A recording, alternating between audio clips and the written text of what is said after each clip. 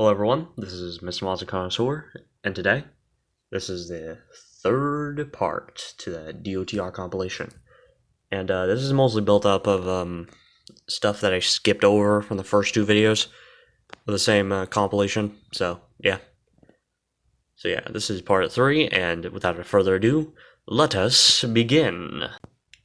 DOTR comes. Look out my window and see one of my neighbors being sexually harassed by a hellhound. Not my problem. Check my work email. No work today due to circumstances. Great, that means more time to do some housework and cleaning since my house is sort of a mess. Get that shit done. A couple hours go by. Open my garage door to get my garbage can. As the door slowly opens, I see a pair of doggo feet standing in front of the garage door. Let's just get this over with. It's a dog girl, alright. But she has blonde hair with patches of gold and white fur and droopy ears. After she was done watching the garage door open all the way, her sight was now turned towards me. She trots over to me, and her tail starts wagging. She also has a ball in her mouth. Can I help you? I asked, kind of confused at the situation. She looks cuter up close. She points to the ball in her mouth. Oh, you want me to throw the ball? The doggo girl nods in excitement. As I reach for the ball, she moves head away and slaps my hand. I can't throw it if you don't give it to me, I explained it to her. But all she does is whimper, begging me to throw it. Idea. I start giving her chin scratches and head pats. While doing this, the hound across the street is strangling my neighbor looks at me with disgust and intrigue, almost like I'm committing taboo out in public. The golden doggo moans and pants to have her scratch and stroke. She's enjoying this. I use this time to quickly grab the ball while she's distracted. She jumps back into reality, realizing she doesn't have the ball. Fuck. She starts to blush and get embarrassed. Give my ball back. Oh, so you can talk. Of course I can talk. Just because I have a ball in my mouth doesn't mean I couldn't talk. I'm sorry, but I thought you wanted me to throw the ball. She starts twirling her blonde hair and stares in my eyes with her sad puppy eyes. Well, of course I wanted you to throw the ball. I just didn't expect you to take it from me. Can you ask me politely, from now on, to give it to you? To give it to you? I give a sigh and replied with a simple, sure, no problem. She hugs me and snuggles into a sweat-stained shirt, her breast pressing up against my chest. The hellhound watches as her face turns red and her mouth opens, appalled by the sight.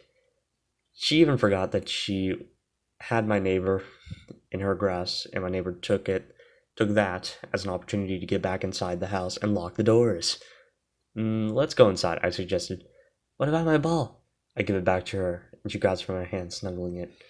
By the way, what's your name? My name is Monica. What's yours? I'm Anon. Nice to meet you, Monica. Monica smiles and says the same. It's a pleasure to meet you, Anon. As we walk back in the house and close the garage door behind me, the first thing Monica does is lay on the couch. Anon, come join me. I join Monica sitting on the spot of the couch next to her. We started talking to ourselves about what we do for a living, and so on. Minutes turned into hours, and we wound up ordering a pizza. The pizza delivery girl was a manticore, and she tried to put in moves on me before Monica came running outside to stand next to me as a way of guarding me. The manticore gave up and demanded the money so she could get back to work. We walked back into the house without incident and put on some horror movies since it's October and all. On our third movie, Monica begins to doze off. She lays her head on my lap and begins sleeping. I saw the movie and brought her up to the guest room to rest. I was getting tired myself, and I might have to work the next day. After putting my PJs on and crawled under the covers, I felt something soft wrapping around me, hugging me from behind. Can I sleep with you tonight, Anon? Sure, you can sleep with me tonight, I guess. I didn't know how to respond. I never had experience with a girl. In my head, I thought this was it. This is where the sex begins. Instead, she huddled closer to me and fell off to sleep.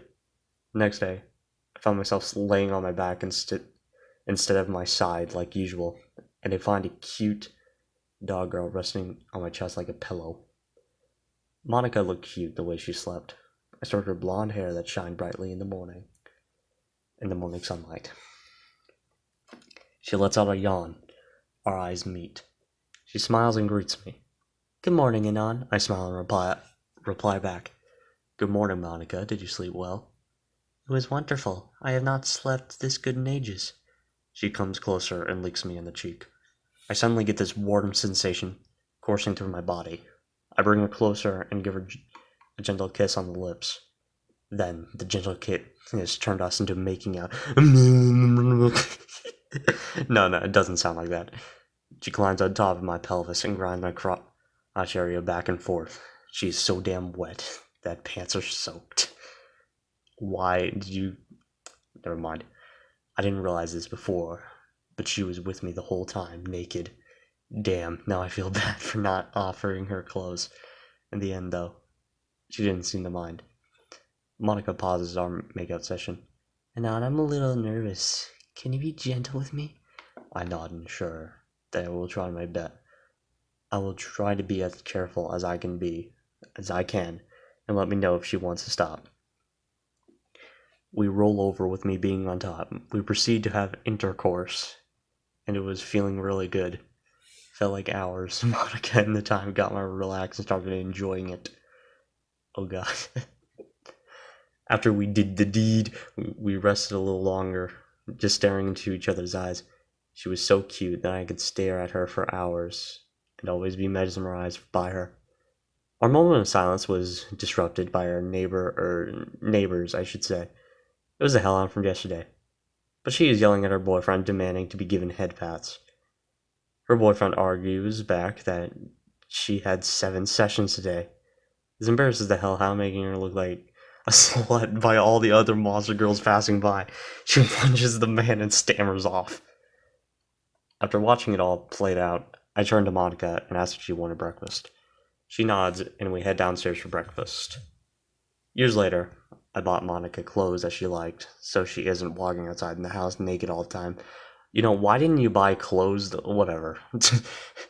Years later, I bought her clothes. Whatever. We got married after 2 years of dating, and we bore 2 children. 2 girls named Robin and Susan. Robin loves to play sports, and Susan likes math and science. Susan is really shy around other kids, but Robin likes to bring Susan along to hang out. At least until Robin asks Susan to do her math homework for her. I couldn't be any happier than where I am right now. And yes, my neighbor and my hellhound got married as well. Quite the loud bunch, I say. Monica became friends with the neighbors, and she learned that they have a daughter that likes to practice religion. Oh boy! The hellhound is annoyed that her daughter wishes she could find answers. Her husband is in turmoil because he wants to support his wife, but he also supports his daughter's belief. I feel bad for the guy. The ending was just bruh. Honestly, this one was really good, and I did want it to be in. I believe I did want to record this little story for like the first and second videos. It's just that I keep messing up on the specific story so much that I'm just so glad I got out of the way. So yeah. Next story. Fuck it. I'm about to go and hero. I've already prepared the note. I'm deep in the forest, so no one will interfere. I press the high point, don't judge, against my right temple. I take a deep breath and remove all the outside noise. Even that girl who was saying something about not liking something. The trigger won't pull. I thought I'd turned the safety off. Safety won't budge. Please don't do this, master. Her redneck drawl caught my attention. I looked to my right. 12 out of 10, 90% naked MILF next to me. Who are you? I asked. I'm your gun. The witch back there cured me so I can stop you. I had several masters die on me. I don't want you to. Apparently, she thought she wanted some company. I'm just a worthless neat. You wouldn't like me. And I'm a high point. Nobody ever liked me. Even saved a guy's life. I thought he lost me to... Even saved a guy's life. I thought he lost me to Sifa... What the fuck? But no, he had saved enough after the case to get a digger rather than get me back. What the fuck is this accent? I'm sorry. I'll continue now.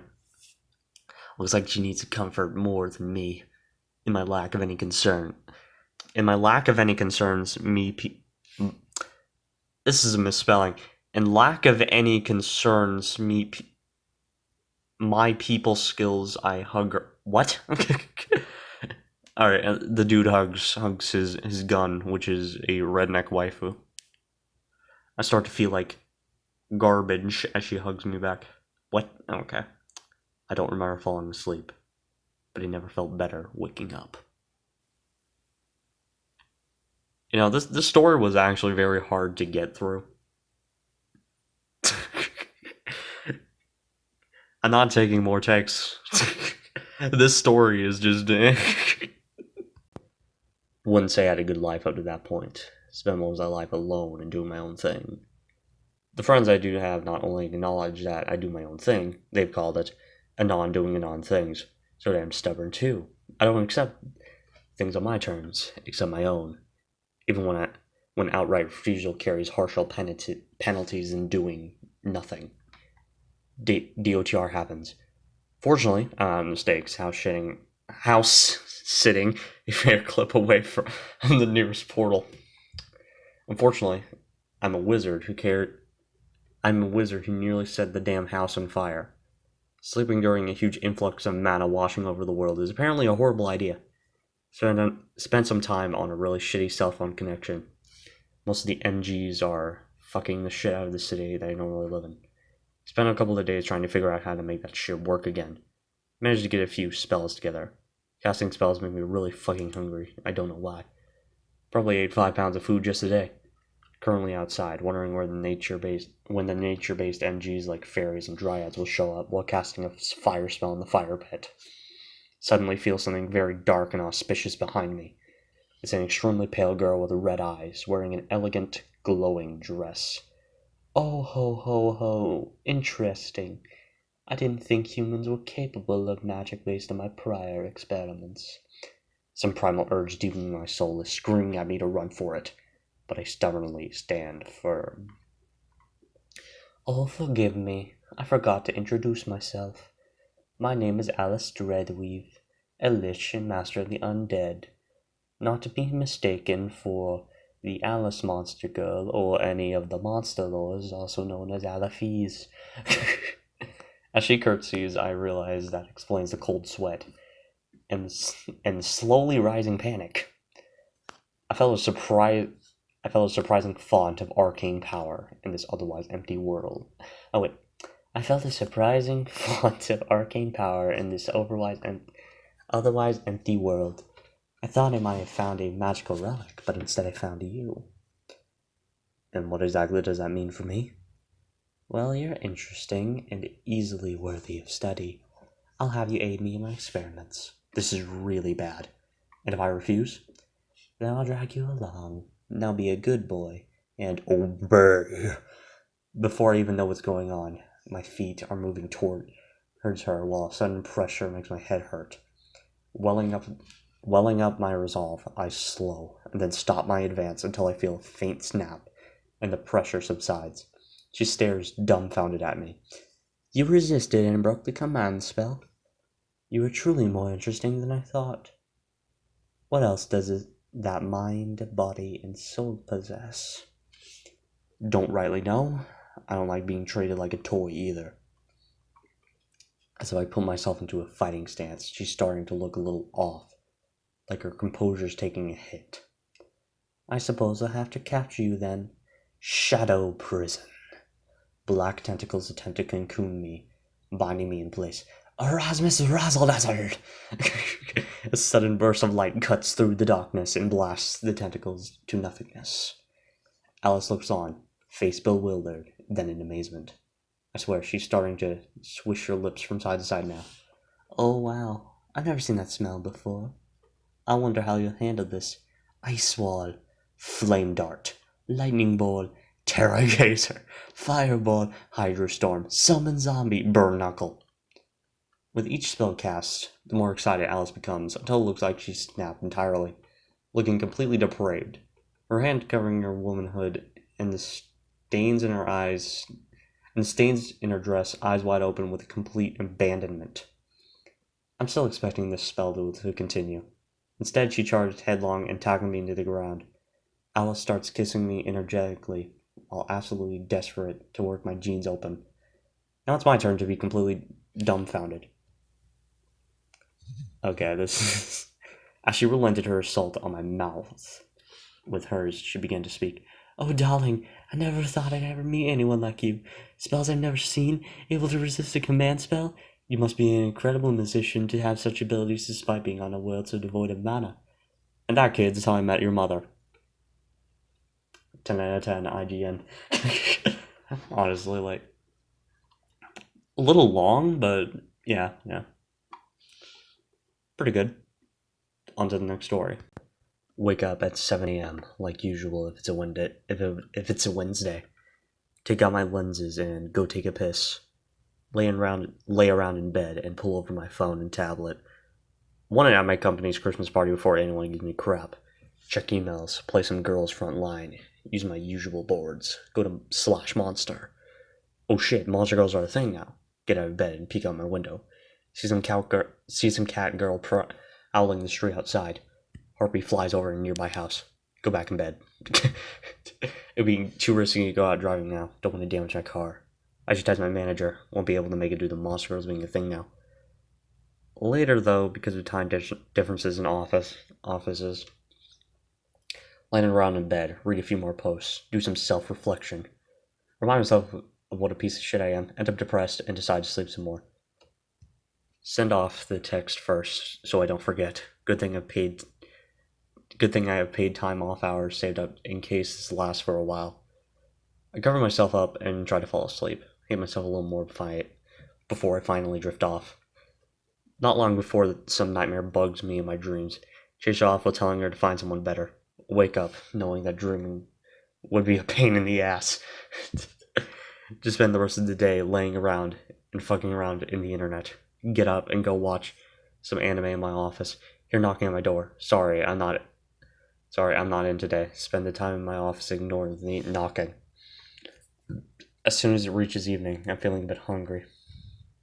Grab my K98, load her up, sling her over my shoulder, and creep downstairs. So far, so good. Make my way into the kitchen, making sure to keep out of sight of the door leading out to the porch in case a harpy landed on it. Grab some bread, salami, beer, and mandarins, and toss them all in a plastic bag. Then grab a cutting board, knife, a bottle opener, and creep back upstairs. Regret not buying whiskey before DOTR hit. Set up my art and project table as a temporary dining table and camp in my office while occasionally heading back to my room to lay around. Call up my parents and let them know I'm doing okay. We'll go over my Mauser as well as my AR and CZ. Do a bit of cleaning and loading for all three. Good thing my windows are closed. I keep a low presence while inside. Still hate myself. Here's knocking at the front door.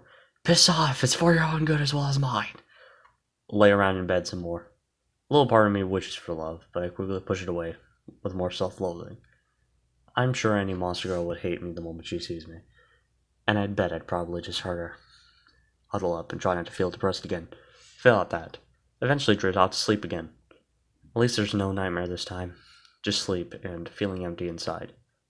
Partway through, feel a soft warmth behind me. It feels nice. Wait a minute. Wake up to find a pair of arms around me.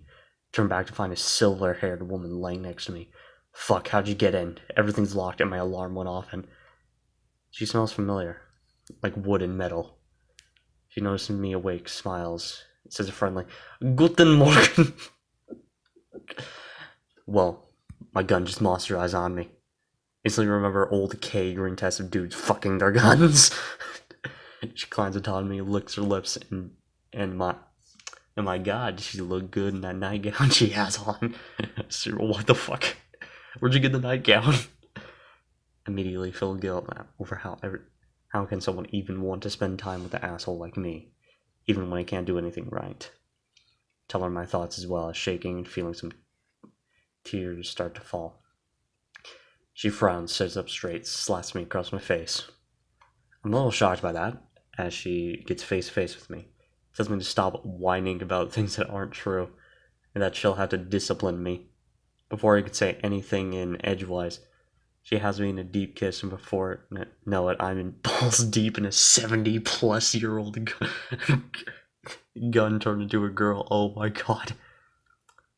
A couple of weeks have gone by, and she's definitely had the discipline part going. More working out, first time doing field exercises, marship training, and exhausting sex every other night. Oh my god. Each time I feel my old robot tendencies creep back up, she glares at me with a riding crop before hugging me later. Parents have finally got a girlfriend and are hinting they'll even get grandkids. You know, to be completely honest, I'm not really into like the inanimate objects turning into monster girls thing. But you know, like if you guys like it, that's fine. I mean, I really shouldn't judge. I'm into freaky shit, but whatever. All right, next story.